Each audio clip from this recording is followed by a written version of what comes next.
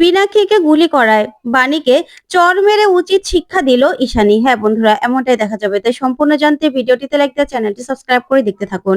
গল্পের শুরুতেই দেখা যাবে বাণী মৌলির দিকে বন্দুক তাক করে ধরে আর বলে, মৌলি দিদি, আজকে আপনাকে আমি ছাড়বো না। তখনই মৌলি পিনাকির পিছনে গিয়ে লুকায় আর বলে, ড্যাড আমাকে বাঁচাও, আমাকে মেরে ফেলবে, এই বাণী আমাকে মেরে ফেলবে। তখন সবাই মিলে বাণীকে বুঝায় আর বলে, বাণী বন্দুকটা নামাও। তখন ঈশানী বলে, বাণী এত মাথা গরম করো না, আমি বুঝতে পারছি না তুমি কেন বন্দুক নিয়েছো, বন্দুকটা নামাও। তখনই বাণী বলে, না মা, এই বন্দুক নামবে না যতক্ষণ না পর্যন্ত মৌলি দিদি সব সত্যিটা স্বীকার করছে। তখন তো মৌলি ভয় পেয়ে যায়। ওইদিকে পিনাকি সহ সবাই অবাক হয়ে তাকিয়ে থাকে। তখনই মৌলি বলে, কিসের সত্যির কথা বলছো তুমি বাণী? কিসের সত্যি কথা?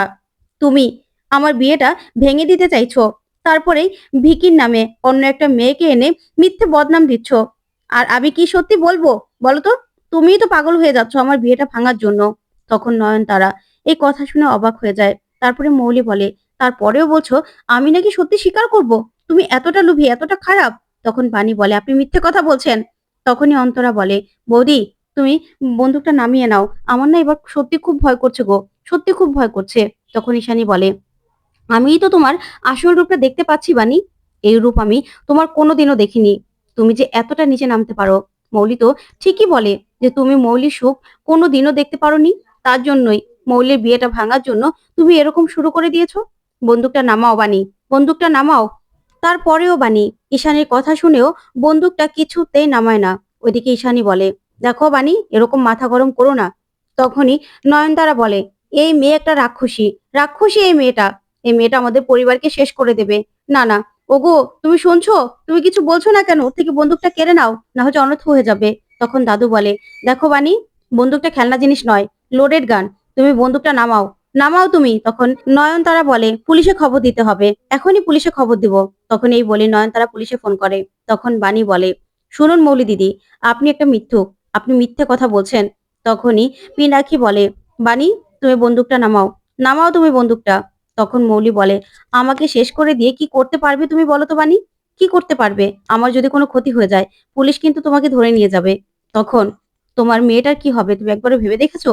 ও কিন্তু একা হয়ে যাবে। তুমি তোমার নিজের ক্ষতি করো না। তখনই পিনাকি সুযোগ বুঝে বাণী হাত থেকে বন্দুকটা নেওয়ার চেষ্টা করে আর ঠিক তখনই গুলি চলে যায় আর পিনাক্ষীর বুকে গুলি লাগে, যা দেখে মৌলি, নয়নতারা আর ঈশানী সহ সবাই চিৎকার করে ওঠে। তখন ঈশানী বলে, পিনাক্ষী, এই বলে চিৎকার করে কাঁদতে থাকে আর পিনাক্ষী সঙ্গে সঙ্গেই মাটিতে লুটিয়ে পড়ে। তখন ঈশানী বলে, পিনাক্ষী, পিনাক্ষী চোখ খোলো। কিন্তু পিনাক্ষী সঙ্গে সঙ্গেই চোখ বন্ধ করে ফেলে। ওইদিকে বাণীও কান্নায় ভেঙে পড়ে। কি হলো কিছুই বুঝতে পারে না। ওইদিকে মৌলি বলে, ড্যাড, ড্যাড তুমি চোখ খোলো, ড্যাড তোমার কি হলো? এই বলেই মৌলিও চিৎকার করে কাঁদতে থাকে। ওইদিকে দাদুও কান্নায় ভেঙে পড়ে। তখন বাণী বলে, পিনাকি মেসোমশাই, পিনাকি মেসোমশাই, আমি তো আপনাকে গুলি করিনি, আমি গুলি করিনি পিনাকি মেসোমশাই। এই বলেই পিনাকিকে ধরতে যাবে। তখন ঈশানী বলে, একদম না, তুমি পিনাকির একদম কাছে আসবে না, তুমি আমার পিনাকিকে গুলি করেছো, তুমি তুমি সামনে থেকে সরে যাও, সরে যাও তুমি। তখন বাণী বলে, না মা, আমি গুলি করিনি, আমি তো গুলি করিনি। তখনই পুলিশ চলে আসে আর এসে বলে, এখান থেকে ফোন করা হয়েছে। তখনই পুলিশ দেখতে পায় পিনাকি গুলি খেয়ে পড়ে আছে। তখন অফিসার পালস চেক করেই বলে, এখনই অ্যাম্বুলেন্স খবর দিতে হবে। তখন অ্যাম্বুলেন্স খবর দেয় পুলিশ। তখন মৌলি বলে, অফিসার এই বাণীকে আপনি অ্যারেস্ট করুন, ও আমার ড্যাডকে গুলি করেছে, ও বন্দুক ধরেছিল আমার উপর, তারপরে আমার ড্যাডকে গুলি করেছে, এই মেয়েকে অ্যারেস্ট করুন। তখনই দেখা যাবে নয়নতারা বলে, অ্যারেস্ট করো, ওকে নিয়ে যাও। তখনই অফিসার বলে, ওনাকে কাস্টাডিতে এখন রাখতে হবে। তখন নয়নতারা বলে, না, কাস্টাডিতে নয়, ওকে একদম জেলে ঢুকিয়ে দাও অফিসার। এই মেয়ে না একটা রাক্ষসী, এই মেয়ে খারাপ, না হলে আমাদের সবাইকে শেষ করে দিতে চাইছিল, আমাদের সবাইকে শেষ করে দেবে। এই মেয়েকে আপনি ছাড়বেন না অফিসার, এই মেয়ে আমাদের সবাইকে শেষ করে দেবে। তখন অফিসার বলে, দেখুন, সূর্যাস্তের পরে মহিলাদের অ্যারেস্ট করা যায় না, তাই আমরা ওনাকে চোখে চোখে রাখবো, কালকে জেলে ঢুকিয়ে দেবো, অ্যারেস্ট করব। তখন দেখা যাবে অ্যাম্বুলেন্স চলে আসে আর ওইদিকে পিনাক্ষীকে সঙ্গে সঙ্গে অ্যাম্বুলেন্সে করে সেখান থেকে নিয়ে যাওয়া হয়। ওইদিকে অফিসার বলে, আহতের সঙ্গে আহতের বাড়ির লোকদেরকে নিয়ে যান আর ওনাকে আপনারা এখানে পাহারা দিন। তখনই বাণী বলে, প্লিজ অফিসার, আমাকে পিনাক্ষী মেসোমশাইকে একটু দেখতে দিন। তখন অফিসার বলে, দেখুন ম্যাডাম, এরকম ভাবে হয় না, আপনি কি করে ওখানে যাবেন? তখন বাণী বলে, প্লিজ অফিসার, আমি যতক্ষণ না পর্যন্ত শান্তি পাচ্ছি না, যতক্ষণ না পর্যন্ত জানতে পারছি যে পিনাকি মেসোমশাই ভালো আছে, আমাকে প্লিজ অফিসার একটু যেতে দিন, ওখানে নিয়ে চলুন।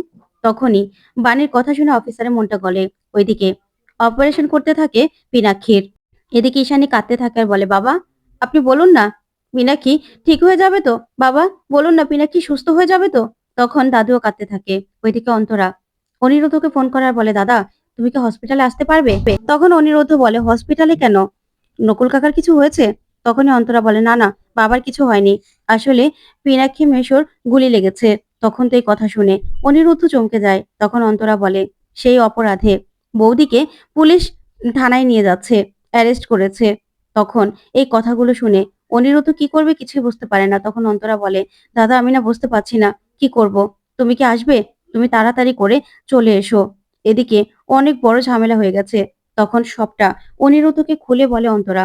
তখন অনিরুদ্ধ বলে, আমি তো কিছুই বুঝতে পারছি না। আচ্ছা ঠিক আছে, আমি এখনই আসছি। এই বলে ফোন রেখে তানিয়াকে চোখের সামনে দেখতে পায় অনিরুদ্ধ। তখন তানিয়া বলে, বাবা মাকে পুলিশ কেন ধরেছে? মা কি দুষ্ট করেছে বাবা? তখনই অনিরুদ্ধ বলে, মা প্রিন্সেস তুমি এখানে থাকো তোমার মিষ্টি মায়ের কাছে, আমি যাচ্ছি, আমি গিয়ে দেখছি কি হয়েছে, ঠিক আছে? তখনই তানিয়া ওর বাবাকে জড়িয়ে ধরে আর বলে, না বাবা আমি যাব তোমার সঙ্গে, আমিও যাব। তখনই অনিরুদ্ধ তানিয়াকে অনেক বোঝানোর চেষ্টা করে, কিন্তু তানিয়া কিছুতে অনিরুদ্ধর কথা শুনে না আর বলে, না আমিও যাব, আমিও মায়ের কাছেই যাব। তখনই সাথী আর বিদ্যুতের মাও চলে আসে। তখন সাথী বলে, কি হয়েছে অনিরুদ্ধ? তখন অনিরুদ্ধ বলে, মা অনেক বড় কাণ্ড হয়ে গেছে, পিনাকি মেসোমশাইয়ের গুলি লেগেছে, আর বাণীকে সেই দায়ে পুলিশ অ্যারেস্ট করেছে। তখনই এই কথা শুনে সাথী বলে, কি বলছিস তুই? বাণীকে বাণীকে কেন সন্দেহ করবে? আর বাণীকে সন্দেহ করে পুলিশ অ্যারেস্টই বা কেন করবে? তখন বিদ্যুতের মা বলে, হ্যাঁ তাই তো, বাণীকে কেন অ্যারেস্ট করেছে সেটাই তো বুঝতে পারছি না। আচ্ছা অনিরুদ্ধ তুমি যাও, দিদিভাই তুমি আমার কাছে এসো। তখনই দেখা যাবে তানিয়া বলে, না আমি মায়ের কাছে যাব। এই বলে কাঁদতে কাঁদতে হঠাৎ করে অসুস্থ হয়ে যায় তানিয়া। তখন বিদ্যুতের মা বলে, অনিরুদ্ধ তাহলে ওকে নিয়ে যাও, না হলে ও আরো অসুস্থ হয়ে যাবে। তখন সাথী বলে, অনিরুদ্ধ আমিও যাব, আমাকেও নিয়ে চল। তারপর অনিরুদ্ধ বলে, ঠিক আছে চলো। এই বলে ওদেরকে নিয়ে বেরিয়ে পড়ে। ওইদিকে বাণীকে অফিসার নিয়ে গেলেই বাণী গিয়ে বলে, দাদু মেসোমশাই কেমন আছে? পিনাকি মেসোমশাই ভালো আছে তো? তখন দাদু বলে, তুমি এখানেও চলে এসেছো? তুমি কেন আমাদের পিছু ছাড়ছো না বলো তো বানি? কেন কেন এরকম শুরু করে দিয়েছো তুমি? তখন নয়নতারা বলে, ও তো একটা ডাইনি, ও আমাদের সবাইকে শেষ করবে, ও আমাদের পিছু ছাড়বে? ও আসার পর থেকে একটার পর একটা অনর্থ লেগে আছে, তুমি দেখছো না? তখনই বানি বলে, না না ঠাম্মি, আমি কিছু করিনি, আমি শুধু একবার মায়ের সঙ্গে দেখা করতে চাই। তখনই মৌলি বলে, একদম না, তুমি আমার মায়ের কাছে একদম যাবে না। তুমি ড্যাডকে গুলি করেছো, আমাদের চোখের সামনে গুলি করেছো, তোমার এত বড় সাহস? তখনই ঈশানী কাঁদছে। তখন বাণী গিয়ে বলে, মা বিশ্বাস করুন, আমি গুলি করিনি, আমি কিচ্ছু করিনি। আর আমি আমি তো কিভাবে গুলি করতে হয় সেটাই জানি না, আমি তো বন্দুকও ধরতে পারি না। তখন ঈশানী বলে, কেন করলে এটা? কেন করলে? আমাকে তো মা বলো, আর পিনাকি তো তোমার বাবার মতো, তাহলে কেন করলে? তখন নয়নতারা বলে, এই বাণী ডাকাত রানী, এখান থেকে চলে যাও, তুমি আমাদের চোখের সামনে গুলি করেছো, আবার এখানে দাঁড়িয়ে দাঁড়িয়ে নাটক করছো। তখন বাণী বলে, বিশ্বাস করুন আমি কিচ্ছু করিনি। তখন নয়নতারা বলে, হ্যাঁ তাই তো, সবকিছু ঘটিয়ে ঘটিয়ে বিশ্বাস করুন আমি করিনি কিছু, এগুলোই তো বলো। তুমি আমাদের পরিবারটা পুরো ছারখার করে দিচ্ছ, তুমি আসার পর থেকে একটার পর একটা অনর্থ হয়েই যাচ্ছে। তখনই বাণী আবার ঈশানীর কাছে যায় আর গিয়ে বলে, মা বিশ্বাস করুন আমি কিচ্ছু করিনি, আমি গুলি করিনি। তখন দাদু বলে, দেখো বাণী একদম এখানে এসে নাটক করবে না, তুমি আমাদের চোখের সামনে গুলি করেছো। তখন মৌলি বলে, তোমার এত বড় সাহস, তুমি এখানে দাঁড়িয়ে দাঁড়িয়ে আবার মিথ্যে কথা বলছো। তখন ঈশানী বলে, ওকে এখনই এখান থেকে চলে যেতে বল, আমি না সহ্য করতে পারছি না, মৌলি ওকে সরিয়ে দে। তখনই বাণী বলে, মা বিশ্বাস করুন আমি গুলি করিনি, আমি তো গুলি কি করে করে সেটাই জানি না। ওইদিকে পিনাকির অপারেশন শেষ হয়। তখন ডক্টর আসলেই মৌলি বলে, ডক্টর আমার ড্যাড কেমন আছে? তখনই ডক্টর মাথা নাড়িয়ে না করে। তখন তো সবাই কান্নায় ভেঙে পড়ে। ওইদিকে দেখা যাবে তখনই হঠাৎ করে জ্ঞান হারিয়ে পড়ে যেতে লাগে ঈশানী। তখন মৌলি এসে ঈশানীকে ধরে ফেলার বলে, মম তোমার কি হলো? মম তোমার কি হলো? এই বলে চিৎকার করে কাঁদতে থাকে মৌলি।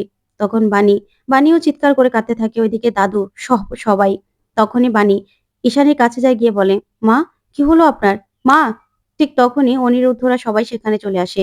তারপরে ঈশানের জ্ঞান চলে আসলেই ঈশানী ঠাসিয়ে বাণীকে একটা চড় মারে। তখন তো সাথী সহ সবাই অবাক হয়। এদিকে মৌলি বলে, যাও এখান থেকে, অফিসার ওকে নিয়ে যান। তো বন্ধুরা কেমন লাগলো আজকের আপডেট কমেন্ট করে জানাও। ধন্যবাদ।